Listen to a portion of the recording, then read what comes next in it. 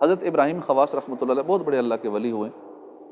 ایک مرتبہ آپ سفر میں تھے، جنگل بیابان سے گزر رہے تھے، ایک غیر مسلم آپ کی خدمت میں حاضر ہوا، کہنے لگا کہ میں آپ کی صحبت میں رہنا چاہتا ہوں. آپ نے اسے اجازت دے دی اور فرمایا میرے پاس کھانے پینے کا انتظام نہیں ہے، اللہ پاک دیتا ہے تو کھاتا ہوں ورنہ بھوکا رہتا ہوں، لہٰذا میرے ساتھ رہنا ہو تو پھر یوں ہی رہنا پڑے گا، کھانا مل جائے تو ٹھیک ہے، نہ ملے تو بھی صبر کرنا ہوگا. وہ شخص مان گیا. 7 دن تک سفر جاری رہا. 7 دن فاقہ رہا.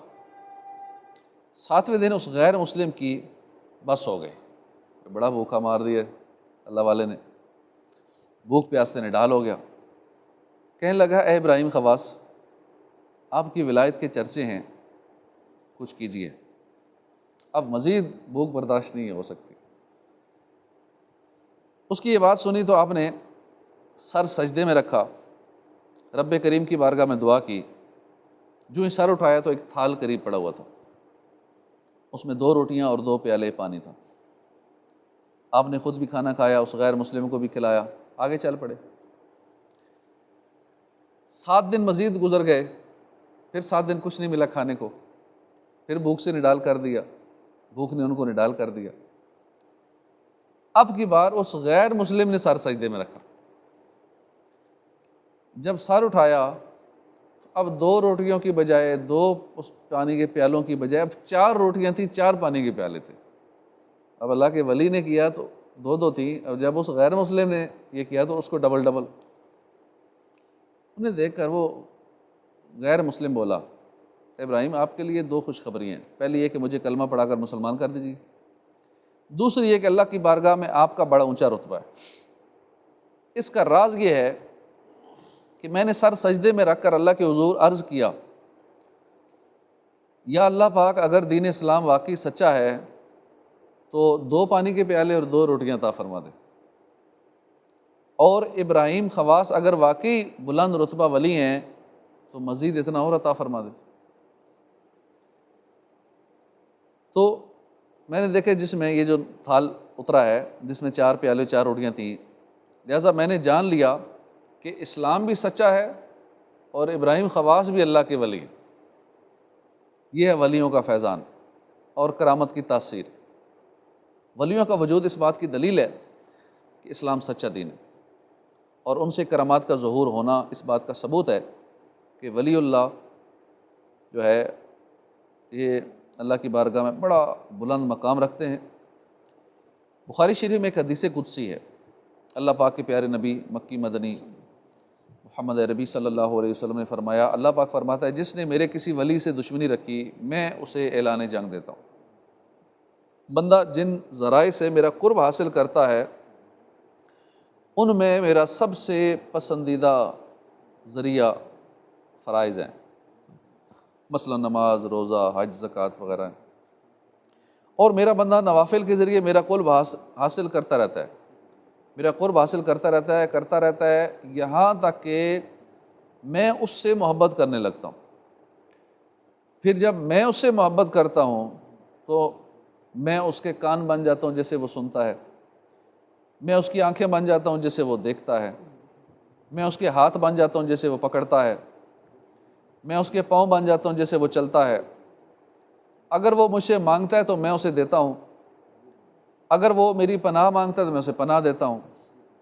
مفتی احمد یار خان نعیمی اس حدیث پاک کی شرح میں فرماتے ہیں مطلب یہ کہ جب بندہ اللہ کا قرب حاصل کرتے کرتے اس کا محبوب بن جاتا ہے تو اب بندہ فنا فی اللہ ہو جاتا ہے، جس سے اللہ کی دی ہوئی خاص طاقتیں اس کے اعضاء میں کام کرتی ہیں اور وہ ایسے کام کر لیتا ہے جنہیں عقل سمجھ نہیں پاتی.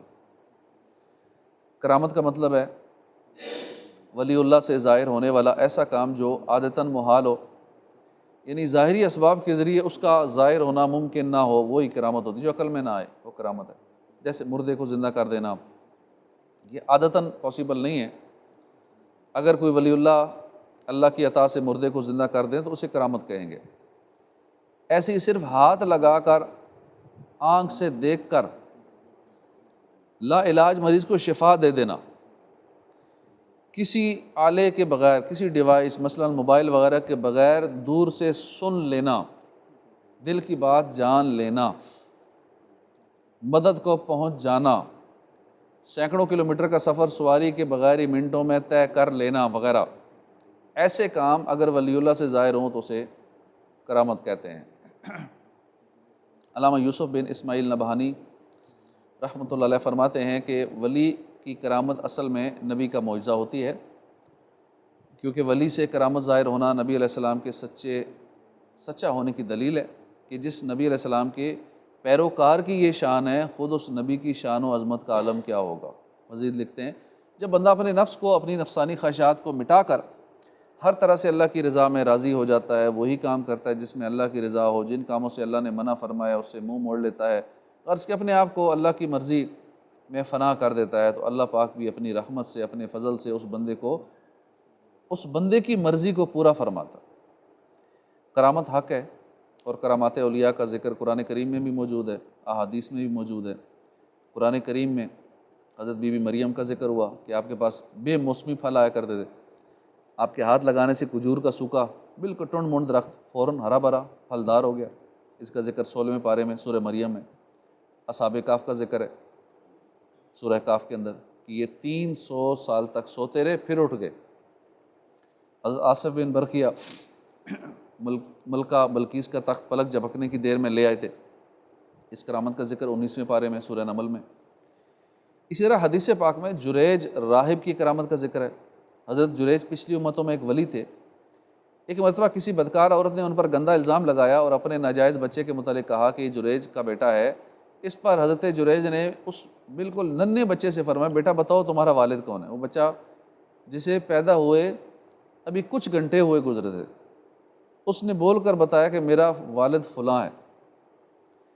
ایک دودھ پیتے ننھے بچے کا بولنا یقیناً حضرت جریج کی کرامت ہے جو حدیث میں بیان ہوئی۔ اس سے معلوم ہوا کہ کرامت حق ہے، اس کا مطلقاً انکار کرنا گمراہی کے سوا کچھ نہیں ہو سکتا۔ حضور داتا گنج بخش علی حجویری فرماتے ہیں، کرامت کا ثبوت چونکہ قرآن کریم اور احادیث کریمہ سے ہے، لہذا جو مطلقاً کرامت کا انکار کرتا ہے وہ اصل میں قرآنی آیات اور احادیث کریمہ کی صراحت کا انکار کرتا ہے۔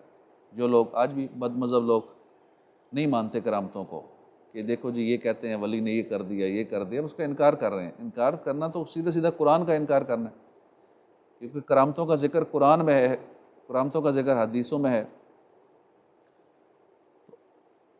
اللہ کے ولیوں کو بڑی اونچی شانیں اللہ پاک عطا فرماتا ہے۔ جو لوگ شریعت مصطفیٰ، شریعت اور سنت پر مضبوطی سے عمل کرتے ہیں وہ اللہ کا قرب پاتے ہیں۔ اگر اللہ پاک صرف اور صرف اپنے فضل سے انہیں ولایت کا تاج عطا فرما دے تو ان کا مقام بہت اونچا ہو جاتا ہے۔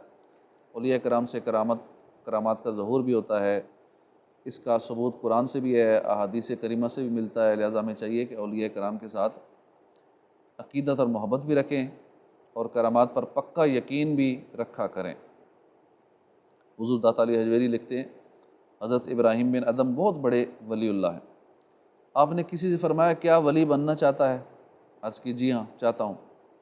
فرمایا کہ خود کو اللہ کے لیے فارغ کر لو اور اپنی پوری توجہ اللہ پاک کی طرف لگا دو، اس کی برکت سے ولایت کو رتبے تک پہنچ جاؤ۔ تو ولایت جو یہ کسبی نہیں ہے، یعنی کوشش سے حاصل ہونے والی نہیں ہے، محض عطائی ہے۔ اللہ پاک جسے عطا فرما دے، اللہ پاک کی عطا سے ملتی ہے۔ اللہ پاک اپنے پسندیدہ بندوں میں سے جسے چاہتا ہے عطا فرماتا ہے۔